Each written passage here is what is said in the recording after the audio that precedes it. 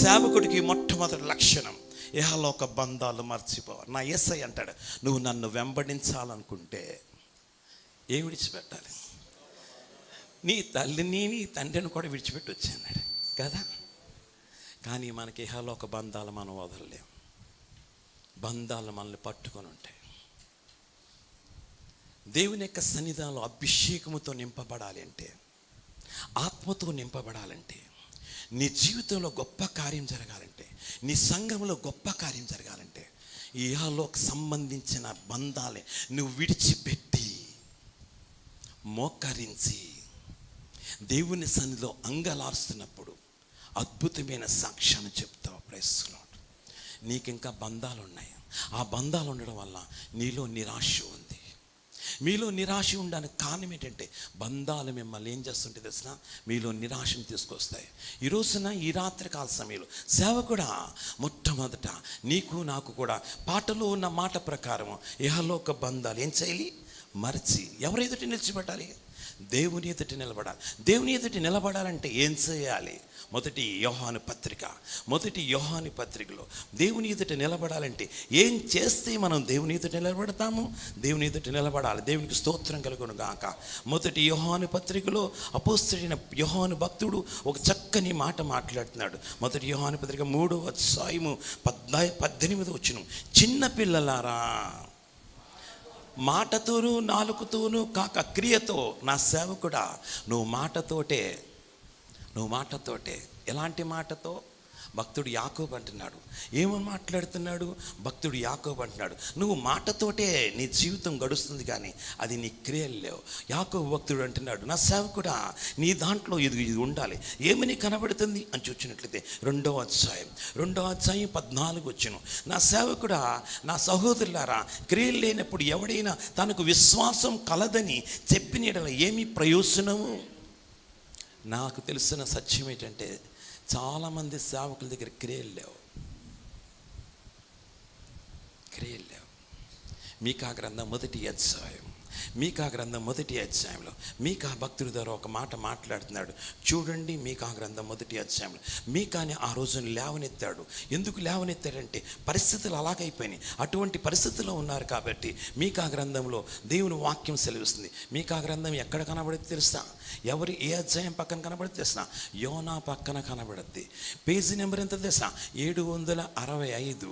చూదమ్మా, ఒక్కసారి Bible reference మీరు చూచి రాసుకోవడమే కాదు, రిఫరెన్స్ చూడండి.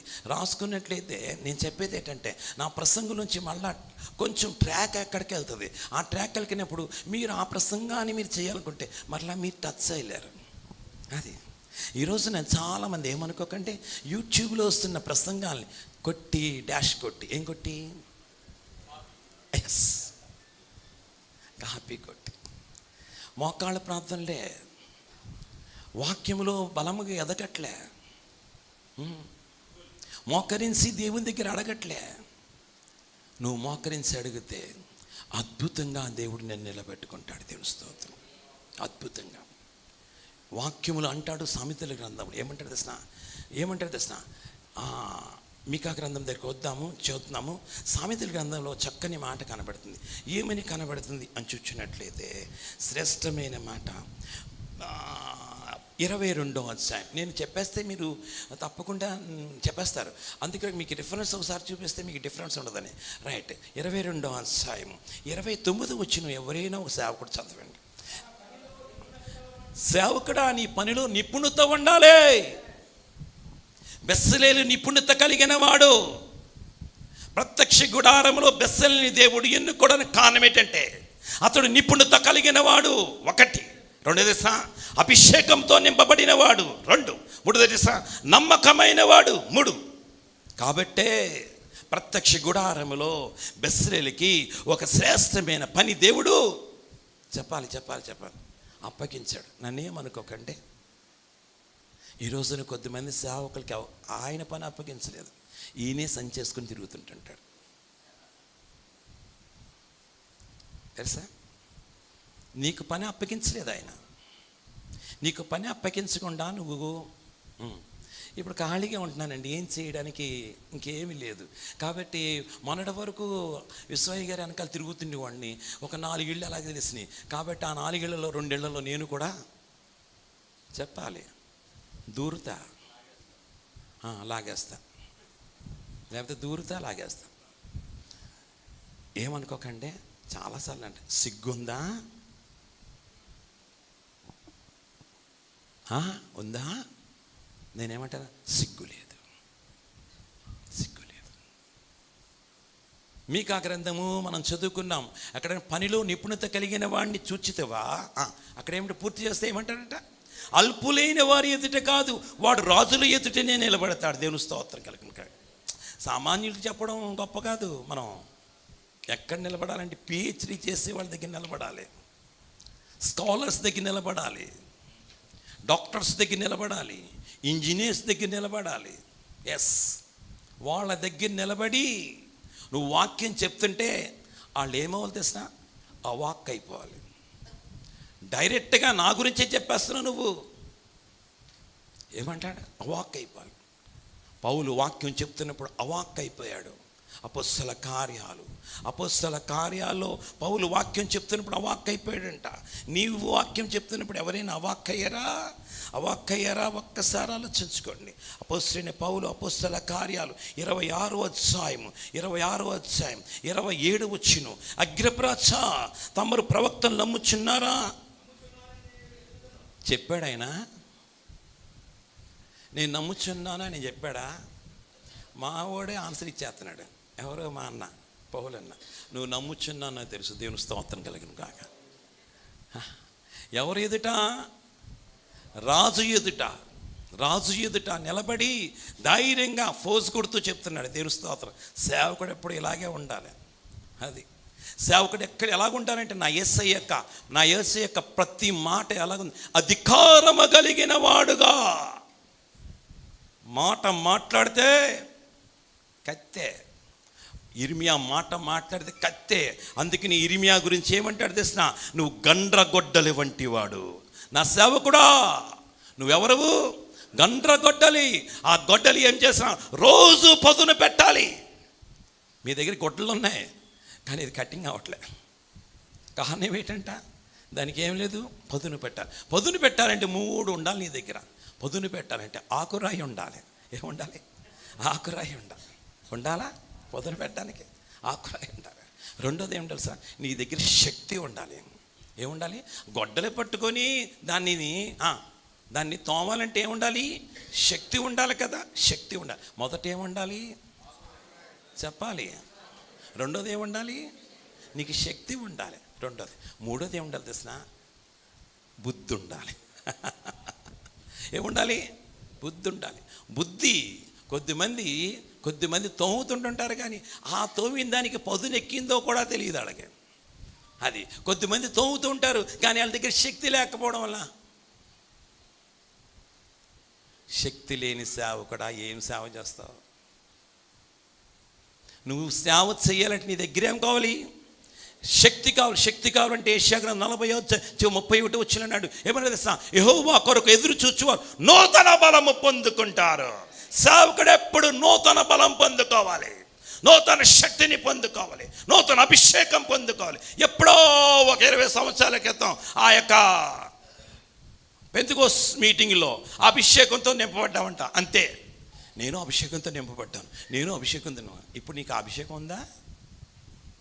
ఎప్పుడో చల్లారిపోయింది. ప్రతిరోజు బూస్ట్ తాగుతూనే ఉండాలి. దేవుని స్తోత్రం కలిగిన కాక. ప్రతిరోజు నువ్వు శక్తిమంతుడుగానే ఉండాలి. ఎప్పుడు ఏనా అలాగున్నావు? సంఘం కడదామనుకోవటానికి కట్టలేకపోతున్నాను. ఎవరు కట్టాలి?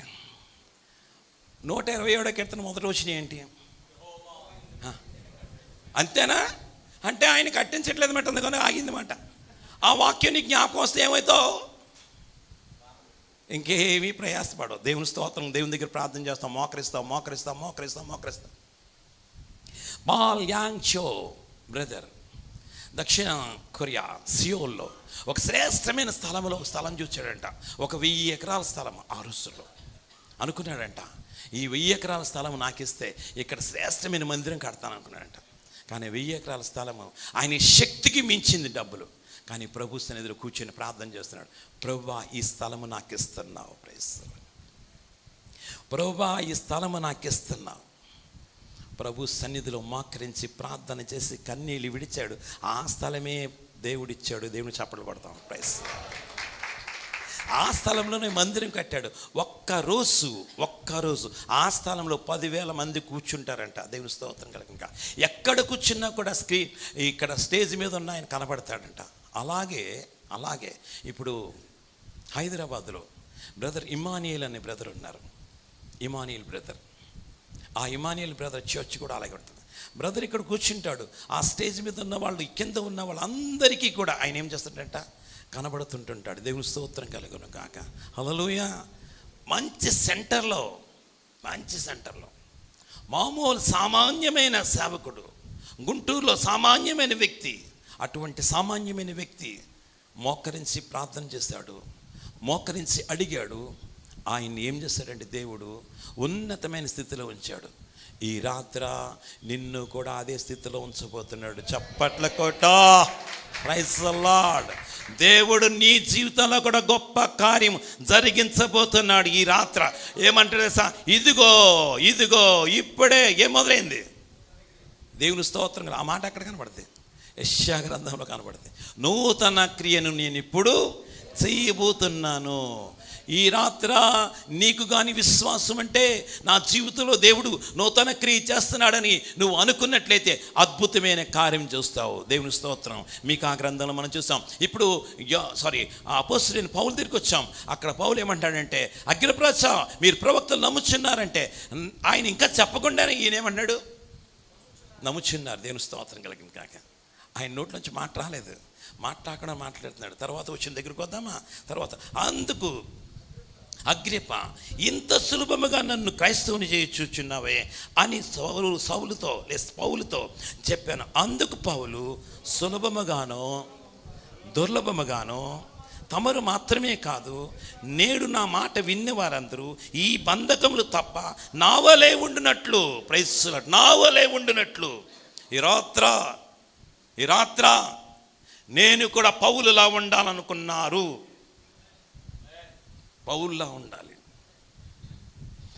ఆనాటి పౌలుల బ్రతకాలని, ఆశ్చర్య కార్యాలు వెతకాలని, ఆనాటి పౌలుల బ్రతకాలని, ఆశ్చర్య కార్యాలు వెతకాలని, నీయ శిఖర ఆత్మీయ శిఖరాలని, అపవాదిని చితుగా కట్టాలని, అపవాదిని చితుగా కట్టాలని, ఆశైతే ఉంది నాలో, అందుకోలేకున్నాను. నా చెయ్యి నా రక్షక, నా చెయ్యి పట్టుకో నా యేసయ్యా. ఆశైతే ఉంది లేకున్నాను. నా చెయ్యి నా చెయ్యి నా ఆమేన్. తప్పకుండా మీ ఆశను దేవుడు తృప్తిపరుస్తాడు. అలా తృప్తిపరచాలంటే మీరు అర్పించే ఆ యొక్క దహన బలులు ఆయన అంగీకరించాలి. ఆయనకి మీ దహన బలులు అంగీకరించాలి. కీర్తన గ్రంథం 20వ కీర్తన 1, 2, 3 వచనాలు చూస్తే అక్కడ ఏమంటారు తెలుసా? కీర్తన గ్రంథం 20వ అధ్యాయం 1, 2, 3 వచనాలకు వస్తే అక్కడ ఏమంటారు తెలుసా? నీ దహన బలులను నేను అంగీకరిస్తానంట. ఒకరి దహన బలి అంగీకరించలేదు. ఎవరి దహన బలి? కయ్యేను యొక్క దహన బలి. అందుకని యూదా పత్రికలో అంటాడు, కయ్యేను నడిచిన మార్గంలో నడుస్తున్నారంట. నా సేవకుడా, నువ్వు కయ్యేను నడిచే మార్గంలో నడుస్తున్నావు. కయ్యేనికి ఏముంది? కాదు, కయ్యేనికి ఉంది తెలిసిన అసూయ ఉంది. సేవకుడా, నీకు అసూయ ఉండకూడదు. ఏముండకూడదు? అసహ్యం ఉండకూడదు.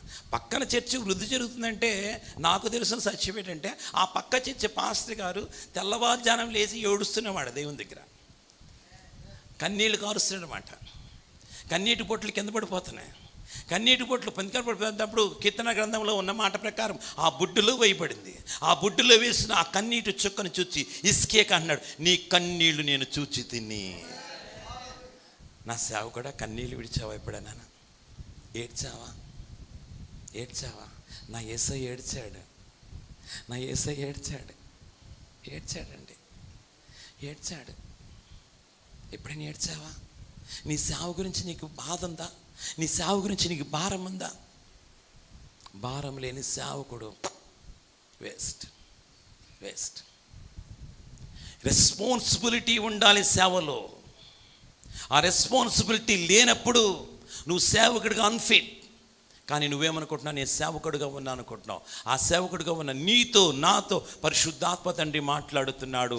ఈ మీకా గ్రంథం 1వ అధ్యాయము 2వ వచనం, సకల జనులారా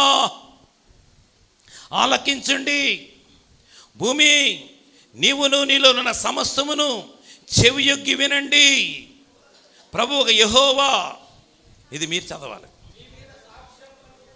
అది సేవకుడా మీ మీద సాక్ష్యం పలకపోతున్నాడు. ఈ రాత్రి మీ మీద సాక్ష్యం పలకపోతున్నాడు. యెషయా గ్రంథం 1వ అధ్యాయం 1-2 వచనాల్లో ఏమని మాట్లాడతాడంట? చదువుదామా? యెషయా గ్రంథము 1వ అధ్యాయం.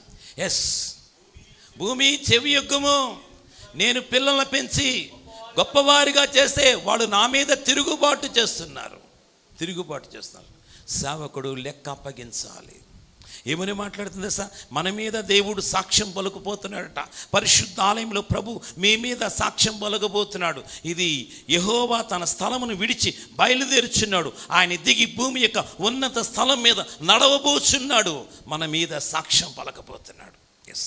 హబక్కూకు గ్రంథము 2వ అధ్యాయం.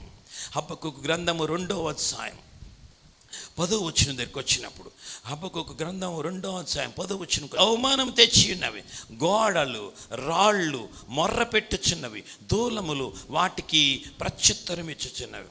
నా యేసయ్య అంటున్నాడు, మీరు స్తుతించకపోతే రాళ్ళు కేకలేస్తాయి. ఈ రాత్ర మన ఇంట్లో ఉన్న తలుపులు మన మీద సాక్ష్యం చెప్తాయంట. ఎందుకంట?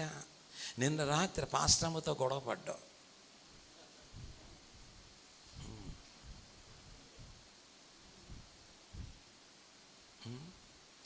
బూతులు మాట్లాడకూడదని చెప్తావు, నువ్వే మాట్లాడుతున్నావు. నీకు కోపం వచ్చిందనుకో, ఇంక అన్నీ లకారాలే. ఏం సేవకుడు నువ్వు? నీ దగ్గర మాదిరి ఉందా? సేవకురాలు నీ గురించి ఏం చెప్తా తెలిసిన? కర్మ కొలిది దొరికాడండి వీడు, కర్మ కొలిది దొరికాడండి. వీరు కాదు, ఈడు. ఎంత గొప్ప సాక్ష్యం!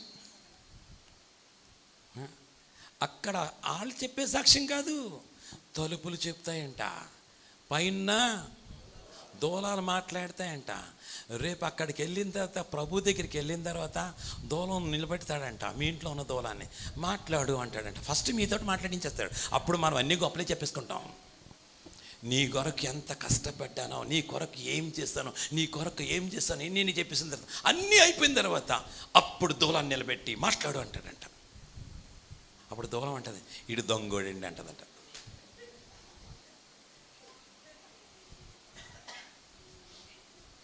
దూలం మాట్లాడుతుందా? మాట్లాడుతుంది. రోమాపత్రిక 14వ అధ్యాయంలో అపోస్తలుడైన పౌలు భక్తుడు రోమా సంఘంతో మాట్లాడుతున్నాడు. రోమీయులకు రాసిన పత్రిక 14వ అధ్యాయం ఏమని మాట్లాడుతున్నాడు? ఓ రోమా సంఘస్థులారా, మీరు జాగ్రత్త, మీరేదో అనుకుంటున్నారని చెప్పి 12 వచనం అంటున్నాడు, ప్రతి నాలుకయు దేవుని స్తుతించును అన్నీ అని ప్రభు చెప్పుచున్నాడు. తర్వాత ఆ మాట చదవాలి. వ్రాయబడినది కనుక మనలో ప్రతివాడు తన్ను గూర్చి దేవునికి లెక్క అప్పగించాలి. మనమందరం లెక్క అప్పగించాలి. నేను గొప్ప చెప్పట్లే. దేవుడు ఉచితమైన కృపను బట్టి నా పరిచర్యలో దేవుడు ప్రతి నెల ఒక 2 లక్షల రూపాయలైనా సేవకి ఇస్తుంటుంటాడు. అది తక్కువ. 2 లక్షల రూపాయలు నేను సేవ నిమిత్తమే దశంభాగం ఎంత ఇవ్వాలి చెప్పు నా సేవకుడా? కానీ 2 లక్షల రూపాయలు దేవుని సన్నిధిలో ఖర్చు పెట్టేస్తాను. ఒక్క రూపాయి నా బ్యాంక్ అకౌంట్లో లేదు. ఒక్క స్థలం కొనుక్కోలేదు, ఒక కారు కొనుక్కోలేదు. దూరం వెళ్ళాలనుకుంటే, బాగా దూరం వెళ్ళాలనుకుంటే ట్రైన్ రిజర్వ్ చేయండి అంటాను, లేకపోతే బస్సు రిజర్వ్ చేయండి అంటారు. మా తమ్ముళ్ళు అంటారు, అన్న మన కారు మీద వెళ్ళొచ్చు కదా అంటారు. నేను అంటాను, కారుకి పెట్రోల్ ఎక్కువైపోతురా. తర్వాత మీరిద్దరు డ్రైవర్లు రావాలి, మళ్ళా ఒకడు పడుకుంటే ఒకడు లేవాలి. బస్సులో అయితే నేను పడుకొని వెళ్తాను, కార్లో అయితే కూర్చొని వెళ్ళాలి. ఒకటి టోల్ గేట్లకి చాలా డబ్బులు కట్టాలరా. మధ్య మధ్యలో మీరు ఆగుతారు, ఆగిన తర్వాత అన్నా కాఫీ తాగుతామన్నా, టిఫిన్ తింటామన్నారు, మళ్ళీ టిఫిన్లు ఖర్చులు రా. ఇవన్నీ ఎవరి డబ్బులు అనుకుంటున్నారా? నీ బాబు సొమ్మా? ఏ ఫ్యాను చెప్పు. ఇది మాట్లాడదు ఇప్పుడు, నెక్స్ట్ మాట్లాడద్దు. నీ బాబు సొమ్మా? ఎవరి సొమ్ము? దేవుడు నాకు ఇచ్చిన సొమ్ము. ఆ సొమ్ము నేను ఏం చేయాలంట? బలా నమ్మకమైన మంచి దాసుడా, నువ్వు ఈ కొద్దిలో నమ్మకంగా ఉన్నావు కాబట్టి ఇదిగో నీకు 10 ఊళ్ళు ఇస్తున్నా అన్నాడు. దేవుని స్తోత్రం, చప్పట్లు కొడతాం. Praise Lord. ఇక్కడ కూర్చున్న వాళ్ళందరం బలా నమ్మకమైన దాసులు అవ్వాలి. అలా నమ్మకమైన దాసులు అవ్వాలంటే లెక్క అప్పగించాలనే భయం నాలో ఉండాలి. అపోస్తలుడైన పౌలు భక్తుడు 2 కొరింథీ పత్రిక 5వ అధ్యాయం 10వ వచనంలో మాట్లాడుతున్నమాట. 2 కొరింథీ పత్రిక 5వ అధ్యాయం 10వ వచనంలో ఏమని మాట్లాడుతుందంట? ఎందుకనగా తాను జరిగించిన ప్రతి క్రియను దేవుని ఎదుట మనమందరము ఆ న్యాయపీఠం ఎదుట నిలబడాలి. ప్రతి ఒక్కరు నిలబడాలి. దానియేలు గ్రంథం 5వ అధ్యాయం 25వ వచనం. దానియేలు గ్రంథం 5వ అధ్యాయం 25వ వచనం. ఎస్, ఈ వాక్య భావమేమనగా మీనే అనగా దేవుడు నీ ప్రభుత్వ విషయంలో లెక్క చూచి దాన్ని ముగించెను. ఏం చూశాడంట? నీ ప్రభుత్వ విషయంలో దేవుని యొక్క సన్నిధానంలో మన ప్రభుత్వ విషయంలో లెక్క చూచి ముగించాడంట. అది మనకి ప్రభుత్వం ఇచ్చాడు దేవుడు. ఇప్పుడు మనం ప్రభుత్వం మీద అధికారం చేస్తున్నాం. ఏ ప్రభుత్వం? మన సంఘం అనే ప్రభుత్వం. ఆ సంఘం అనే ప్రభుత్వానికి మనం ఎవరము? మనం అధికారం కాబట్టి ఆ సంఘంలో ఉన్నవాడిని పిలిచి, ఇదిగో ఇక్కడ కుర్చీలు వేయి, ఇదిగో ఇక్కడ ఫ్యాన్ వేయి, ఇదిగో ఇక్కడ ఆ యొక్క బూసుని తులిపేయి అని చెప్తాం. వాళ్ళు ఏం చేస్తుంటారు? చేస్తారా? చేయరా? చేస్తారు. మా సంఘంలో ఎక్కడ ఒక చిన్న బూసు ఉండకూడదు. నేను లోపలికి వస్తున్నప్పుడు చూస్తాను, ఒక్కసారి ఎక్కడైనా కార్నర్లో ఉందని అంటే మామూలుగా వాళ్ళకి చెప్పడం కొరకు. కార్నర్లో వాళ్ళకి తెలుసు, అన్నయ్య వచ్చినప్పుడే కార్నర్లో చూస్తాడని చెప్పి. అది ఎట్టి పరిస్థితుల్లో కార్నర్లో ఉన్నవాడు. మెట్లు ఎక్కుతున్నప్పుడు ఎక్కడైనా ఒక బిస్కెట్ ముక్క ఉన్నదేమో అంటే, సండే స్కూల్ అయిపోయిన తర్వాత నేను ఎక్కుతాను, సండే స్కూల్ బిస్కెట్ ముక్క ఉంటుందేమో అని చెప్పి ఆ సండే స్కూల్ పిల్లలు కూడా బిస్కెట్ ముక్క కింద పడకుండా జాగ్రత్తగా ఎందుకంటే మళ్ళీ వచ్చి అయ్యగారు మమ్మల్ని ఖచ్చితంగా అడుగుతాడు, ఈ బిస్కెట్ ముక్క ఎవరు వేశారా అని అడుగుతారు. రైట్. దినాన్ని ఇక్కడ కూర్చున్న నీతో నాతో పరిశుద్ధాత్మ తండ్రి అంటున్నమాట, లెక్క అప్పగించాలి. భయముందా? భయం లేదు అతనికి. భయం లేదు కాబట్టి అతను ఇష్టం వచ్చినట్లుగా తాగి తందనాలాడాడు కాబట్టి లెక్క చూచాడు. ఏమనంటే తీసేసాను అన్నాడు. దేవుని స్తోత్రం. ఈ రాత్ర ఇక్కడ కూర్చున్న వారిని కూడా లెక్క చూడబోతున్నాడు. ఈ రాత్రి మనకు ఒక ఛాన్స్ ఇచ్చాడు. ఏమిచ్చాడు తెలుసా? లెక్క చూడబోతున్నాడు. ఈ రాత్ర మిమ్మల్ని నన్ను నేను సరి చేసుకోవడానికి కష్టపడితే మీ పరిచర్యను 30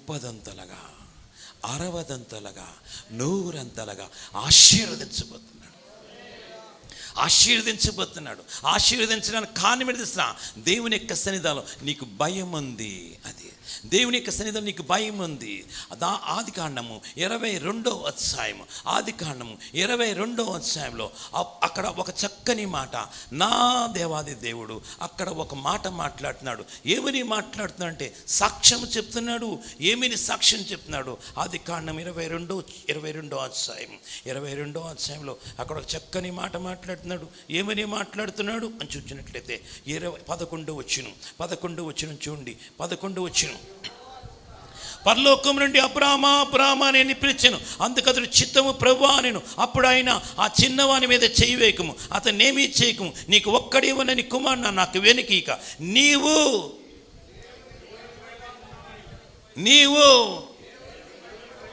కొద్దిమందికి దేవునికి భయపడి దెయ్యానికి భయపడరు, కానీ దెయ్యానికి భయపడతారు, దేవుడు భయపడరు. కానీ నాకు తెలుసు దెయ్యాన్ని భయపడరు. మేము ఒక ప్రాంతానికి వెళ్ళాం పరిచర్కి వెళ్ళిన తర్వాత ఆ పరిచర్లో మమ్మల్ని ఒక ఇంటికి పిలిచారు. అయ్యగారు ఆ ఇంట్లో ఒకసారి ప్రార్థన చేయడానికి. యాక్చువల్గా నేను ఎక్కడైనా ఒక ఇంట్లోకి వెళ్ళి, ఇప్పుడు ఇక్కడికి రావడం కూడా చాలాసార్లు మేము ప్రార్థన చేసుకుని వచ్చాను. ఇప్పుడు కాదు, నా యొక్క దాంట్లో. ఎందుకంటే నేను నిలబడుతున్నది మధ్యలో. ఎవరి మధ్య నిలబడుతున్నానంటే మామూలుల మధ్యన కాదు, అసామాన్యుల మధ్య నిలబడుతున్నాను. దేవుని స్తోత్రం కల. సామాన్యుల మధ్య కాదు, వాక్యములో పండితులు వాళ్ళు, వాక్యములో ఉద్దండులు వాళ్ళు, వాక్యం పట్టుకున్నారంటే గంటలు చెప్పగల సమర్థత కలిగిన వాళ్ళ మధ్య నిలబడుతున్నాను. వాళ్ళ మధ్య నిలబడానంటే ఏమలాగా ఉండాలి? దావీదు అంటాడు, ఏమంటాడు తెలిసిన? దావీదు అంటాడు, వాళ్ళకంట విశేషమైన జ్ఞానం నాకు ఉందంటాడు. తెలుస్తుంది. ఎందుకంట? ధర్మశాస్త్రాన్ని పాసం పెట్టాడు. ధర్మశాస్త్రం లోపడి బిగించేశాడు. లోపడంతా ఏముందంటే వాక్యమే. నా యొక్క బోధకుల కంటే విశేషమైన జ్ఞానం ఉంది అంటాడు 119వ కీర్తనలో. దేవుని స్తోత్రం. ఇప్పుడు మాట్లాడుతున్న మాట ఏంటంటే, అక్కడ దేవాది దేవుడు మాట్లాడుతున్నాడు, అబ్రహామా నువ్వు దేవునికి భయపడవు. మేము ఆ ప్రాంతానికి వెళ్ళాం, లోపలికి వెళ్ళి ప్రార్థన చేయడం మొదలుపెట్టాం. లోపలి నుంచి దెయ్యం బయటకు వచ్చింది. పెద్ద కేకలేసేస్తుంది, ప్రేతమైన కేకలేసేస్తుంది. ఇంకా నా చుట్టూ ఉన్నవాళ్ళు పాస్టర్లు కాదు, నాతో ఉన్నవాళ్ళు నా దగ్గర ఉన్న కుర్రోళ్ళు కదా, వస్తారు వాళ్ళు. ఇంకంతే, ఇదేంటిది, ఇది కేకలేసేస్తుంది, అరుపులు. దాంట్లో ఒక తమ్ముడు గాడు అయితే జాగ్రత్తగా రికార్డ్ చేస్తాడు దాని కేకలు అన్నీ. అక్కడున్న వాళ్ళందరూ భయపడిపోతున్నారు. అటువంటి భయపడిపోతున్న సమయంలో దేవుని శక్తి అక్కడికి, దేవుని యొక్క ప్రభావం అక్కడికి, దేవుని అభిషేకం అక్కడికి వచ్చి దాంట్లోంచి బయటపడి కింద పడింది. దేవుని స్తోత్రం కలిగిన కాగా. అప్పుడు నేను బయటకు వచ్చేసిన తర్వాత నన్ను పిలిచిన పాస్టర్ గారు, అయ్యగారు ఆ ఇంట్లోకి ఎందుకు వెళ్ళారు అన్నది. అన్నాను, పెద్ద దెయ్యం ఉంటుందండి బాబా, ఇంట్లో పెద్ద దెయ్యం ఉంటుందండి. నిజమే, చాలా పెద్దది. ఆ పెద్ద దెయ్యం అయిపోయిన తర్వాత మేము ప్రార్థన చేసి మీటింగ్ ముగించి వచ్చినప్పుడు మేము ఎక్కడి నుంచి వస్తున్నామంటే దారి తప్పిపోయి సమాధుల్లోకి వెళ్ళిపోయాం మేము. అప్పటికి ఇంకా ఇదేం లేదు, లొకేషన్ ఏంటది, యాప్, ఇదేమిటంటారు, గూగుల్ మ్యాప్ లేదు. నేను అంటున్నాను మా వాడిని, డ్రైవర్ తోటి ఉన్నవాడిని, ఒరే ఎక్కడికి తీసుకెళ్ళిపోతున్నారు? సమాధుల్లోకి వెళ్ళిపోయారా మనము? హోటమికి వెళ్ళిపోయారా మనము? దేవుడు ఉచితమైన కృపను పెట్టి ఆ సమాధుల దగ్గరే ఒకడు నిలబెట్టాడు. దారి ఇలాగన్నాడు. అలాగే వెళ్ళాం కాబట్టి మరలా మేము ఎక్కడికో వచ్చాం. Praise Lord. ఎక్కడికి వచ్చాం? ఏ ప్రాంతానికి వచ్చాం? అప్పుడు నూజివీడు అవతలకు వచ్చింటాం. ప్రైజ్కి నూజివీడు అవతలకు వచ్చింటాం. నూజివీడు లోపలికి వెళ్ళిపోయాం, ఎక్కడికో పోయాం. అది ఈ దినాన దేవుడు నీతో మాట్లాడుతున్న మాట ఏంటంటే, దెయ్యానికి భయపడతావు కానీ దేవునికి భయపడడం నేర్చుకుంటే ఖచ్చితంగా 3 నీ జీవితంలో ఉంటాయి. ఖచ్చితంగా ప్రార్థన మానవు, ఖచ్చితంగా ఉపవాసం మానవు, ఖచ్చితంగా దేవునితో మాట్లాడడం మానవు, ఖచ్చితంగా దేవుడు నాతో మాట్లాడాలని చెప్పి ఆ బలిపీఠం దగ్గర కూర్చుంటావు. Praise God. లేవి కాండంలో అంటారు కదా, బలిపీఠం మీద మంట ఎప్పుడూ మండుతూ ఉండాలి. సేవకుడు ఎప్పుడు కూడా మండుతూ ఉండాలి. సేవకుడు ఎప్పుడైతే మండుతున్నాడో సేవకుని జీవితంలో అద్భుతమైన కార్యం. కాబట్టి దానియేలు గ్రంథం 5వ అధ్యాయం 25వ వచనంలో ఉన్న మాట ఏంటంటే మెనే టెకెల్ ఓ ఫార్సిన్ అనగానే అక్కడ జరిగింది ఏంటంటే లెక్క చూచాడంట. లెక్క చూచి ఏం చేశాడంట? ముగించేశాడంట. ఈ రాత్రి లెక్క చూస్తున్నాడు. ఈ రాత్రి కానీ దేవుని సన్నిధిలో కానీ మనం సరైన రీతిలో ఉన్నట్లయితే ఆశీర్వాదం తీసుకుంటాం, దీవెని తీసుకుంటాం, దీవెనితో మనం నింపబడతాం. జాగ్రత్తగా ఇంకొకసారి చూడండి. జాగ్రత్తగా మత్తయి సువార్త దేవుని స్తోత్రం కలుగును గాక 25వ అధ్యాయంలో అక్కడ అంటాడు, బలా మంచి నమ్మకమైన దాసుడా, నీవు ఏం చేస్తావంట? దీంట్లో నమ్మకంగా ఉన్నావు కాబట్టి దీని మీద నీకు గొప్ప అధికారం ఇస్తున్నాడు దేవుని స్తోత్రం. హెబ్రీ రాసిన పత్రిక 13వ అధ్యాయం 17 వచ్చిన ఒకసారి రండి. హెబ్రీ పత్రిక 13:17. ఇందాక మత్తయి సువార్త 25వ అధ్యాయం తప్పటికి చక్కమని చదివేస్తాం మనం. హెబ్రీ 13వ అధ్యాయము 17 వచ్చిన చదువుతామా? హెబ్రీ, మీ పై నాయకులుగా ఉన్నవారు లెక్క అప్పచెప్పవలసిన వారే. దేవుని స్తోత్రం. మీరు పై నాయకులుగా ఉన్నారు కాబట్టి మీరు లెక్క అప్పగించాలి. అది మనం ఇప్పుడు పై నాయకులుగా ఉన్నాం. ఎక్కడ? సంఘంలో మన నాయకులం. సంఘంలో నాయకులు కాబట్టి ఖచ్చితంగా నువ్వేం చేయాలంట? లెక్క అప్పగించాలి.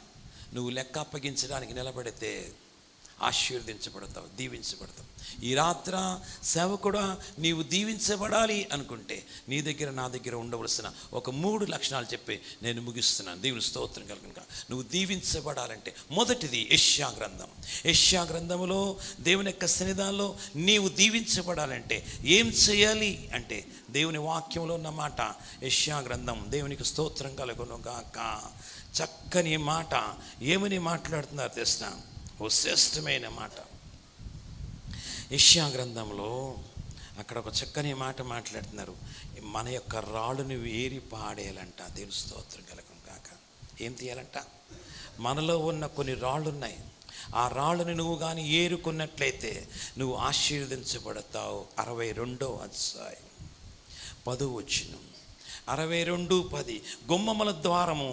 గుమ్మముల ద్వారా రండి, జనమునకు త్రోవ సిద్ధపరచండి, రాజమార్గములు చక్కపరచండి, రాళ్లను ఏరి పారండి. సేవకుడిలో ఉన్న రాళ్ళు తీసేయాలి. అది నీలో ఏ రాయి ఉందో ఆ రాయిని తీసేయాలి. చాలామంది సేవకుల్లో చాలా రాళ్ళు ఉంటాయి. మనము జాగ్రత్తగా ఆలోచిస్తే ఈ మాట మనం ఎవరికి చెప్తామంటే సంఘానికే చెప్తుంటాం. కాదు, మనకి చెప్పుకోవాలి. ఎందుకంటే దేవుని వాక్యంలో హెబ్రీ పత్రిక 4వ అధ్యాయం 12వ వచనంలో ఉన్న మాట ప్రకారం ఏమని మాట్లాడుతుంది? హెబ్రీ పత్రిక 4:12. ఎందుకనగా దేవుని వాక్యం సజీవము గలది, 2 అంచులు కలిగిన ఎటువంటి ఖడ్గం కంటే వాడిగా ఉండి ప్రాణాత్మలను, కీళ్లను, మూలుగలను విభజించినట్టుగా దూరుచు హృదయం యొక్క తలంపులను, ఆలోచనలు ఏం చేస్తుందంట? శోధిస్తుందంట. నిన్ను శోధిస్తుంటుంది వాక్యం. నువ్వు ఇలా చేయకూడదు అని మాట్లాడుతుంది. అలా చేయకూడదు అన్నప్పుడు నువ్వు అలా చేయకుండా ఉంటే ఆశీర్వాదం. నీలో ఉన్న రాళ్ళు ఏంటి? మార్కు సువార్తలో రాళ్ళు ఉన్నాయని చెప్తున్నాడు నా యేసయ్య. మార్కు సువార్త 7వ అధ్యాయం 22వ వచనం. నరహత్యలు, వ్యభిచారము, కామ వికారము, మత్సరము, దేవదూషణ, అహంభావం. చాలామందికి అహంభావం ఉంటుంది. ఏముంటుంది? పాటగాడికి అహంభావం ఉంటుంది. ఒక పాటగాడి దగ్గరికి వెళ్ళి మాట్లాడినప్పుడు ఎంత ఫోజ్ అమ్మాడంటే చాలా ఫోజ్. నా యేసయ్యకి ఫోజ్ లేదు కదా, ఉందా? క్రీస్తు యేసుని కలిగిన మనసును మీరు కలిగి ఉండని చెప్పడం వరకే ఉంటుంది. మన దాంట్లో అహంభావం ఉంది, అహంకారం ఉంది, నేను అనే గర్వం ఉంది. ఆ గర్వం అనే రాళ్ళు మనం తీసుకోగలిగితే ఆశీర్వదించబడతాము. ఒక వ్యక్తి ఆశీర్వదించబడాలంటే ఎవడైతే తన్ను తాను తగ్గించుకుంటాడో వాడు హెచ్చించబడతాడని నా యేసయ్య చెప్పాడు కదా. కానీ చాలామంది సేవకుల్లో లేనిది ఏంటంటే తగ్గింపు లేదు. ఎప్పుడు హెచ్చించుకుందాం అనుకుంటాడు. నువ్వు హెచ్చించుకుందాం అనుకోవడం వల్ల నీ జీవితంలో ఎప్పటికీ నువ్వు హెచ్చించబడలేవు. Praise God.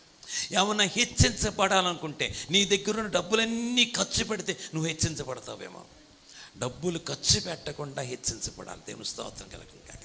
నిన్ను చూచిన వాళ్ళు ప్రతి ఒక్కరు కూడా, నిన్ను చూచిన వారు ప్రతి ఒక్కరు కూడా నిన్ను బట్టి దేవుణ్ణి స్తుతించాలి. దేవుని స్తోత్రం కలుగును గాక. నిన్ను బట్టి దేవుణ్ణి ఏం చేయాలంట? స్తుతించాలి. జకర్యా గ్రంథం దగ్గరికి ఒక్కసారి రండి. జకర్యా గ్రంథం దగ్గర రండి. జకర్యా గ్రంథంలో భక్తుడు ఒక మాట మాట్లాడుతున్నాడు. ఏమని మాట్లాడుతుందంటే, జకర్యా గ్రంథం కాదు, జఫన్యా గ్రంథం. జఫన్యా గ్రంథము 3వ అధ్యాయం 3వ అధ్యాయము 3వ అధ్యాయము 3వ అధ్యాయము 20 వచనం. ఆ కాలంలో మీరు చుచ్చుచుండగా నేను మిమ్మల్ని చెరలను రప్పించి మిమ్మల్ని సమకూర్చి మిమ్మల్ని నడిపించి నిజంగా భూమి మీద ఉన్న జనులందరి దృష్టికి నేను మీకు ఖ్యాతిని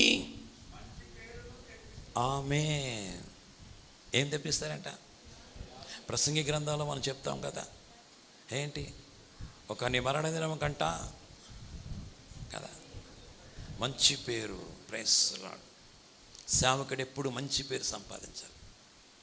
సేవకుడిని చూచి సంఘం హర్షించాలి. ఏం చేయాలంట? హర్షించాలి. దేవునికి స్తోత్రం. ఆ మాట జకర్యా గ్రంథం దగ్గరికి వస్తే, జకర్యా గ్రంథంలో ఆ మాట కనబడుతుంది. చూడండి, దేవుని స్తోత్రం కలుగును గాక. జకర్యా గ్రంథంలో దేవుని యొక్క సన్నిధానంలో 4వ అధ్యాయము 6వ వచనంలో ఒక మాట కనబడుతుంది. ఆ 4వ అధ్యాయం దేవునికి స్తోత్రం కలుగును గాక. ఏమన్నారంట? దేవునికి మహిమ కలుగును గాక. యెహోవా ఆ నిర్మాణ జెరుబ్బాబెలుకు ప్రత్యక్షమై, యెహోవాకిదే శక్తి చేతను బలము చేత కాక నా ఆత్మ ద్వారానే. దేవునికి స్తోత్రం కలుగును గాక. ఒక వ్యక్తి దేవునికి సన్నిధానంలో ఒక బలమైన వ్యక్తిగా ఉండాలంటే, ఒక బలమైన ఆశీర్వాదకరంగా ఉండాలంటే దేవుడు నిన్ను చూచి హర్షించాలి. దేవుడు నిన్ను చూచి ఏం చేయాలంట?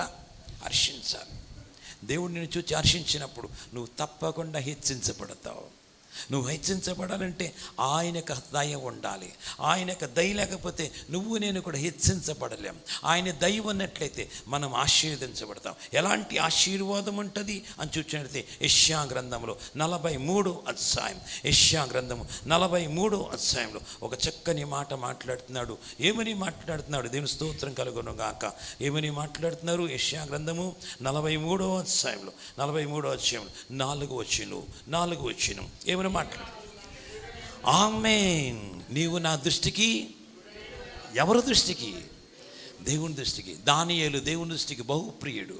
అది బహుప్రియుడు కాబట్టి దానియేలు దగ్గరికి గబ్రియేలు దూత వచ్చి మాట్లాడింది. Praise Lord. మన దగ్గరికి వచ్చి ఎవరు మాట్లాడుతున్నారు? దూత మాట్లాడుతుందా? మాట్లాడుతున్నారా? దేవుని స్వరం ఎప్పుడైనా విన్నారా? నాకు తెలుసుండగా చాలామంది దేవుని స్వరం వినలేదు. ఆనాడు ఏలీ కాలములో, సమూయేలు దినాల్లో ఎలాగైతే దేవుని స్వరం వినబడకుండా ఉందో, ప్రెసెంట్ ఇప్పుడు కూడా అదే స్థితిలో ఉంది. దేవుని స్వరం ఎవ్వరూ వినలేదు. దేవుని స్వరం వినలేని స్థితిలో ఉన్నారు. కారణం, దేవుడు మనల్ని చూచి బాధపడుతున్నాడు. మనల్ని చూచి బాధపడకూడదు. దేవుడు మనల్ని చూచి హర్షించాలి. ఏం చేయాలి? హర్షించాలి. నీ జీవితంలో, నా జీవితంలో దేవుడు హర్షించాలి అంటే ఖచ్చితంగా మనకి నమ్మకం కావాలి. నమ్మకం.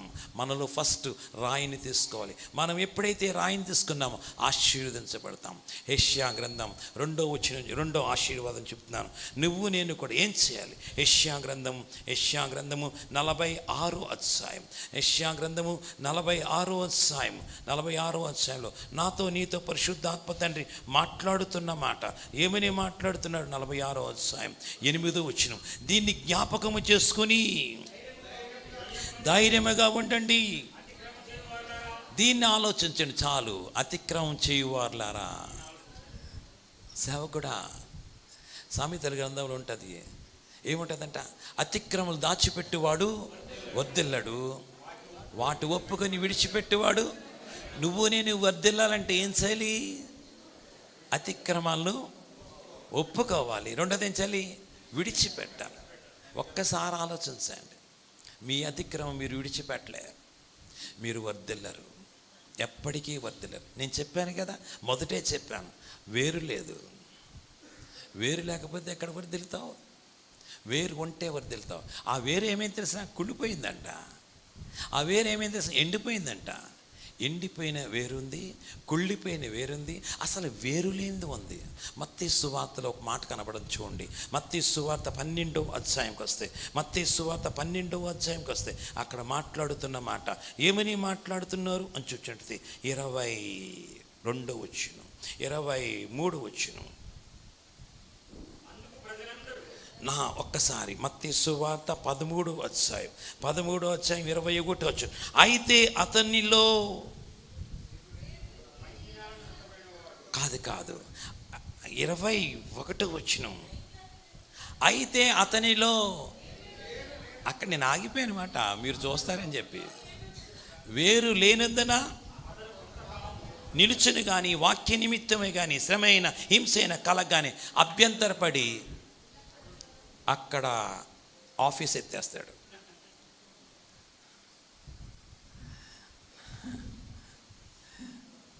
నేనేమంటాను తెస్తా, నీకు ఒక శ్రేష్టమైన సంఘం ఇచ్చాడు అనుకోండి, ఆ సంఘంలో నువ్వు బలంగా పనిచేయి, ఆ సంఘం నిన్ను పోషించేస్తుంది. బలంగా ఆ సంఘంలో అలా కన్నీరు విడుస్తూ ప్రార్థన చేస్తుండు, ఆ సంఘం నేను ఏం చేస్తుంట. అది అలా కాకుండా నువ్వు నేను ఏం చేస్తున్నావు అంటే, లూకాసు వార్తలో నా యేసయ్య ఒక మాట చెప్పాడు.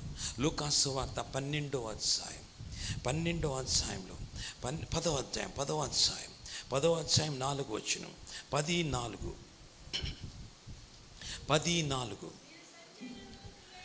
మీరు సంచి అయినను దివులైనను ఒక్కలే చదవాలి.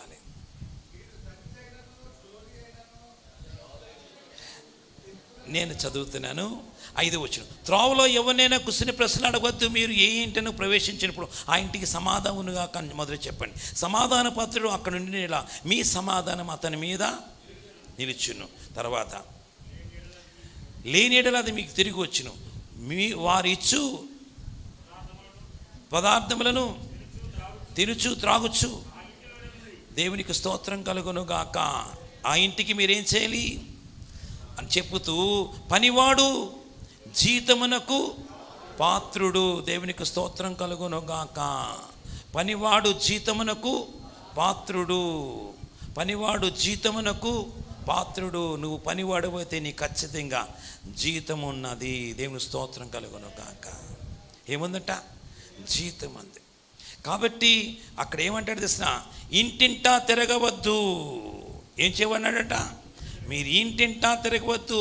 ఏ ఇంట్లో మీరు ఉన్నారో ఆ ఇంట్లోనే మీరు ఉండండి. ఖచ్చితంగా మీరు మీ జీవితంలో గొప్ప ఆశీర్వాదాన్ని మీరు పొందుకుంటారు అన్నాడు. దేవుని స్తోత్రం కలుగును గాక. ఇదేనా అన్న? ఒక వ్యక్తి వర్ధిల్లాలంటే అతిక్రమంలో ఏం చేయాలంట? దాచిపెట్టుకోకూడదు.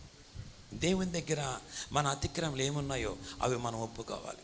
యెషయా గ్రంథంలో యెషయా భక్తుడు 43వ అధ్యాయంలో, యెషయా గ్రంథం 43వ అధ్యాయం 25వ వచనంలో 24వ వచనంలో ఒక మాట మాట్లాడుతున్నాడు. 24వ వచనంలో ఏమంటాడు తెలిసిన? 2వ లైన్ 3వ లైన్కి వస్తే, నీ పాపముల చేత నీవు నన్ను విసిగించితివి, నీ దోషముల చేత నన్ను ఆయాసపెట్టితివి. నేనే నా చిత్తానుసారంగా నీ అతిక్రమం తుడిచివేచున్నాను. నేను నీ పాపములు. ఈ రాత్రి దేవుడు నీకు ఇచ్చిన ఆశీర్వాదం ఏంటంటే, ఆయన నీ పాపములు జ్ఞాపకం చేసుకోడంట. దేవుని యొక్క సన్నిధి మన అతిక్రమలు మనం విడిచిపెడదాం. Praise the lord. మన అతిక్రమం విడిచిపెడితేనే మనము వర్ధిల్లుతాం, లేకపోతే వర్ధిల్లం. ఎట్టి పరిస్థితుల్లో సంఘము సరిహద్దులు విశాలమవు. ఎబ్బేజు ప్రార్థన మనందరికీ తెలుసు కదా. ఎబ్బేజు ప్రార్థన చేస్తూ ఏమన్నాడంట? అయ్యా నా సరిహద్దులను విశాలపరచండి అన్నాడంట. సో సరిహద్దులు విశాలపరచు, నా కోరికను మీరు తీర్చండి అన్నాడంట. కోరికలు తీర్చాడు. దేవుని స్తోత్రం కలుగును కాక. ఈ రాత్రి సమయంలో దేవుడు నీ కోరికను తీర్చబోతున్నాడు. ఆ కోరికను తీర్చాలంటే ఖచ్చితంగా 2వ లక్షణం ఏముండాలంట? అతిక్రమం విడిచిపెట్టాలి. ఫస్ట్ లక్షణం ఏంటంట? మనలో ఉన్న రాయి మనమే తీసుకోవాలంట. నా యేసయ్య యోహాను సువార్త 11వ అధ్యాయంలో అక్కడికి వెళ్ళి అంటున్నాడు, ఆ రాయిని తీసేయండి అన్నాడు. ఆయన రాయిని తీసేయలేడా? తీసేయగలడు. కానీ రాయిని తీసేయమన్నాడు. రాయిని తీసేసిన తర్వాత లాజరు బయటికి రా అన్నాడట. లాజరు బయటికి వచ్చాడు. దేవుని స్తోత్రం కలుగును గాక. ఈ రోజున నీ అంతటి నీవే రాయి తీసుకోవాలి. నీలో ఏ అతిక్రమం ఉందో అతిక్రమం విడిచిపెట్టకపోతే, యెషయా గ్రంథం 65వ అధ్యాయం, యెషయా గ్రంథం 65వ అధ్యాయం 2వ వచనంలో మాట్లాడుతున్నమాట, తమ ఆలోచనలు అనుసరించి చెడు మార్గం నడుచుకొనుచు లోబడి నిన్న ప్రజల వైపు దినమంతియు నా చేతులు చాపుచున్నా. తమ ఆలోచనలు అనుసరించి. నా సేవకుడా, నీ ఆలోచన కాదు, దేవుని ఆలోచన. ఒకానొక సమయంలో అపోస్తలుడైన పౌలు ఆలోచనతో ఆసియాలో అడుగు పెట్టాలనుకున్నాడంట. కానీ దేవాది దేవుడు అంటున్నాడు, నువ్వు ఆసియాలో వాక్యం చెప్పడానికి వీలు లేదన్నాడు. మాసిదోనియాకు పంపించాడు. మాసిదోనియాకి వెళ్ళిన తర్వాత అక్కడ జరిగింది ఏంటంటే రాళ్లతో కొట్టబడ్డాడు. అక్కడ జరిగింది ఏంటంటే చెరసాల్లో వేయబడ్డాడు. నా ప్రభు దగ్గర అడుగుతున్నాడు, అయ్యా చెరసాల్లో వేయబడ్డాను, రాళ్లతో కొట్టబడ్డాను, నేను ఆసియాలో వాక్యం చెప్తే సరిపోను కదా, నన్ను ఇక్కడికి ఎందుకు పంపించావంటే మౌనంగా ఉండు. ప్రేస్తున్నాడు. మౌనంగానే ఉన్నాడు. ఆ రాత్ర అపొస్తలుల కార్యం 16వ అధ్యాయంలో వాళ్ళిద్దరూ కలిసి ప్రార్థన చేస్తుండగా పునాదులు అదిరిని. అక్కడ జరిగింది ఏంటంటే ఒక కుటుంబం రక్షించబడ్డది. దేవునికి స్తోత్రం కలగనుక. నీ ద్వారా మన ద్వారా ఎన్ని కుటుంబాలు రక్షించబడ్డాయి, ఎన్ని ఆత్మలు మనం రక్షించాం, ఎన్ని ఆత్మలు మనం దేవుని సన్నిధికి నడిపించాం.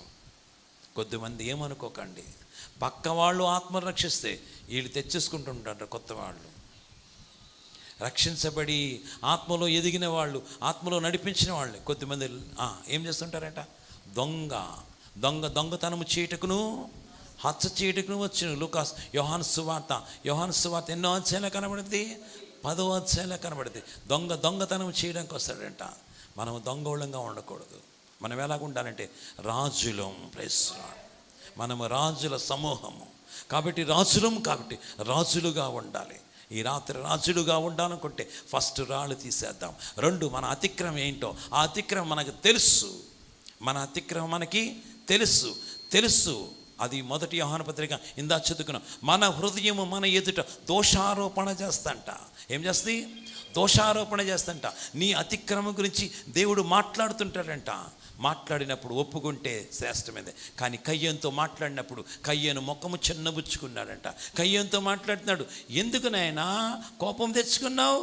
కయ్యను, నీ ముఖం ఎందుకు చిన్నబుచ్చుకున్నావు అని ఆదికాండం 4వ అధ్యాయంలో మనం చూస్తాం.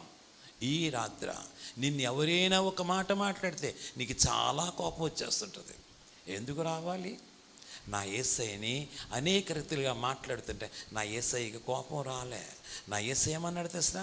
ఏమన్నాడు కదా, తండ్రి వీరేమి చేస్తున్నారో వీరెవరు కానీ వీడు క్షమించే అన్నాడు. కానీ మనం ఏం చేస్తున్నాం? ఈ విశ్వాసాన్ని క్షమించను. ఎందుకంటే ఈ విశ్వాసం నా దగ్గరించిపోయి అదిగో ఎవరి దగ్గరికి వెళ్ళిపోయింది. ఎవరి దగ్గరికి పోతే మనకేంటి? లెక్క అప్పగించాలి.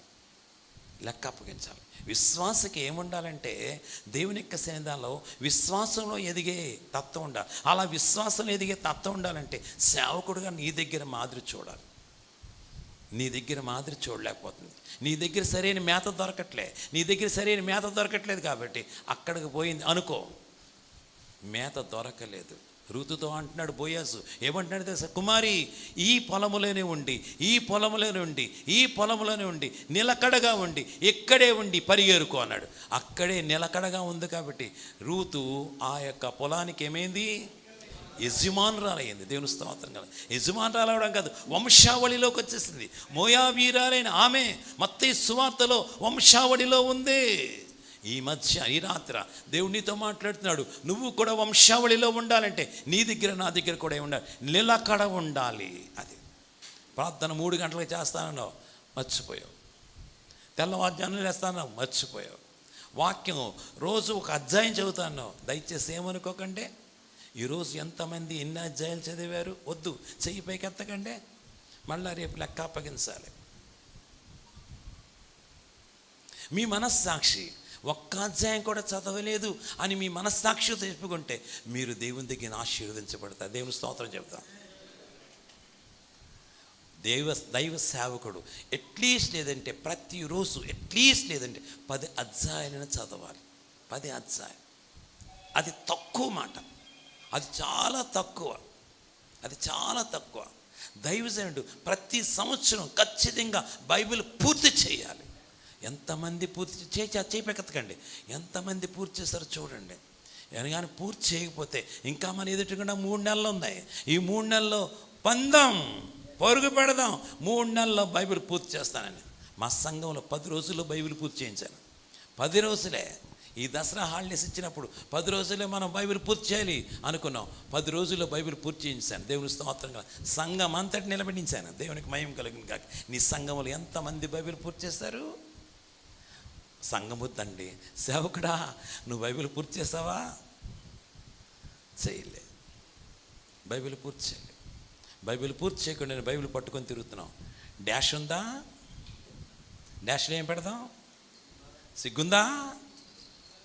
సిగ్గు లేదు. రేపటి దినాన నిలబడతావు. నిలబడినప్పుడు దేవుడు ఎవరి దగ్గర నిలబడతాడు తెలిసిన?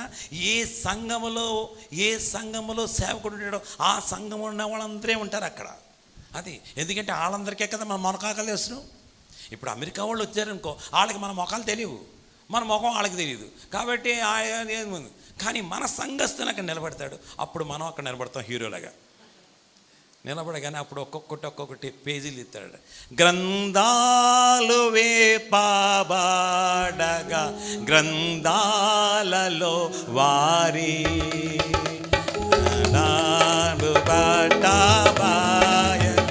పొందుదురు తీర్పును. పాయలే పొందుదు తీర్పును.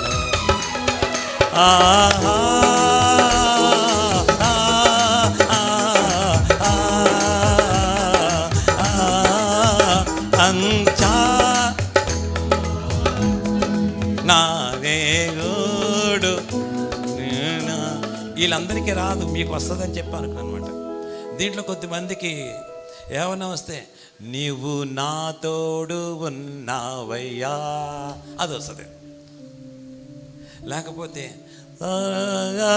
గములలో సజీవుడవు సరిపోల్చగలనా నీ ననియాడగలదని నరి నానం నా ప్రాణం నీవే సయ్యా నా దానం. దేవునికి స్తోత్రం. ఇవే పాడుతున్నా పాతకాల పాటలు. మార్గము ఇంటికి నా తండ్రి ఇంటికి మాధుర్య ప్రేమ ప్రపంచము చూపించు కంటికి.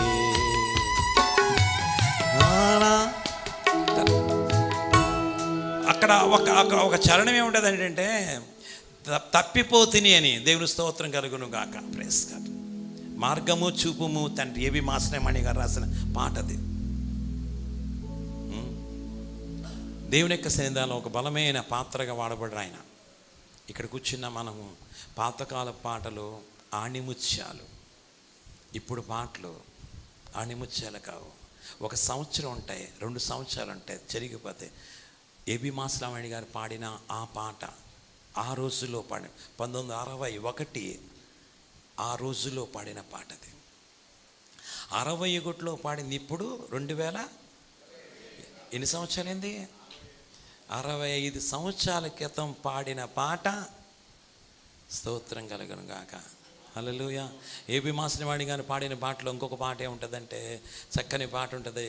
ఏముంటుందంటే ఏముంటుంది కాదు, మెసేజ్ ఉంటుంది. ఆ పాటలో మెసేజ్ ఉంటుంది. ఓ చక్కని పాట ఉంటుంది. ఆ పాట ఎస్ వా నడి సాంద్రమును దేవా నవ జీవన మార్గమున నా జన్మ తరింప నడిపించునా ఆత్మ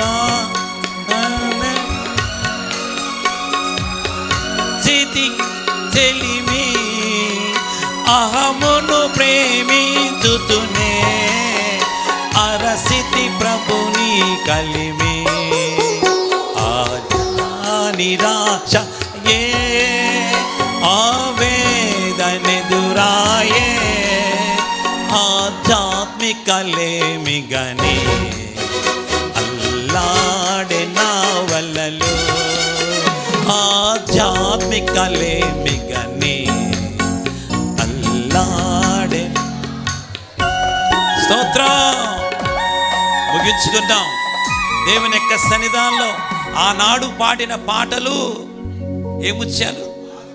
ఆణిముత్యాలు. దేవుని స్తోత్రం.